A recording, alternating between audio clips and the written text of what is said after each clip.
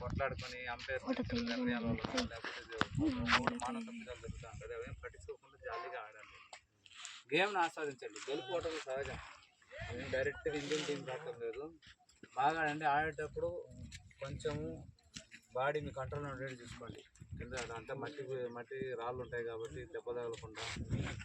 అలాగే ఎండలో ఆడుతున్నారు, డీహైడ్రేషన్ కాకుండా వాటర్ రెస్ట్ తీసుకున్నారండి. పోయేటప్పుడు చాలామంది మ్యాచ్ కనేసి బైకుల్లో చాలా దూరం నుంచి వచ్చిపోతుంటారు ఫాస్ట్గా. వచ్చిపోయేటప్పుడు కూడా జాగ్రత్తగా వచ్చిపోండి. గేమ్ ప్రశాంతంగా ఆడండి, కలిసిమెలిసి ఆడుకోండి. వస్తుంది పోతుంది, టైం పాస్ కావాలి. 10 మందికి పరిచయం అవుతుంది. ఇక్కడ ఈ ఊర్లో వచ్చి ఆడినారనుకో, ఈ ఊర్లో కొంతమంది పరిచయం అవుతారు, మళ్ళీ వేరే టీం వచ్చి పరిచయం అవుతుంది.